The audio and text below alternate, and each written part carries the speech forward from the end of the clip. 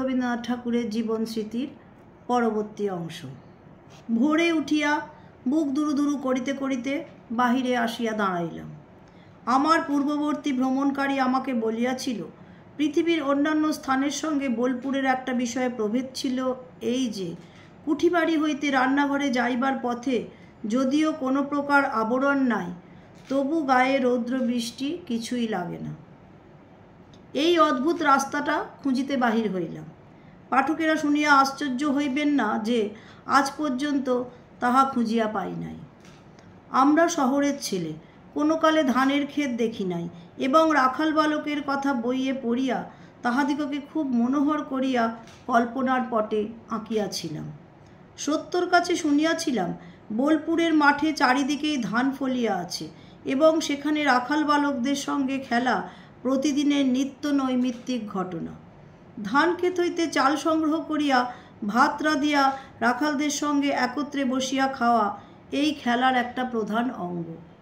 ব্যাকুল হইয়া চারিদিকে চাহিলাম, হায় রে, মরুপ্রান্তরের মধ্যে কোথায় ধানের ক্ষেত?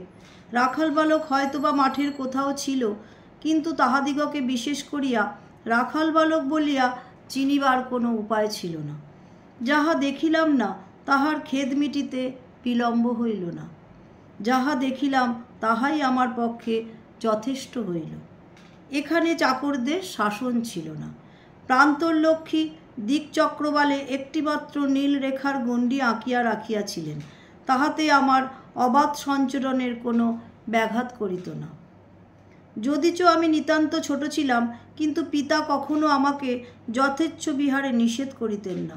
বোলপুরের মাঠের মধ্যে স্থানে স্থানে বর্ষার জলধারায় বালিমাটি ক্ষয় করিয়া প্রান্তরতল হইতে নিম্নে লাল কাঁকর ও নানা প্রকার পাথরে খচিত ছোট ছোট শৈলমালা গুহা গহ্বর নদী উপনদী রচনা করিয়া বালখিল্যদের দেশের ভূবৃত্তান্ত প্রকাশ করিয়াছে। এখানে এই ঢিবিওয়ালা খাতগুলিকে খোয়াই বলে। এখান হইতে জামার আঁচলে নানা প্রকারের পাথর সংগ্রহ করিয়া পিতার কাছে উপস্থিত হইতাম। তিনি আমার এই অধ্যাবসায়কে তুচ্ছ বলিয়া একদিনও উপেক্ষা করেন নাই। তিনি উৎসাহ প্রকাশ করিয়া বলিতেন, কি চমৎকার, এ সমস্ত তুমি কোথায় পাইলে? আমি বলিতাম, এমন আরও কত আছে, কত হাজার হাজার, আমি রোজ আনিয়া দিতে পারি।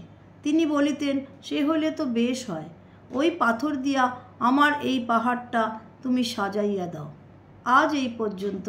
পরবর্তী অংশ পরবর্তী দিনে। নমস্কার।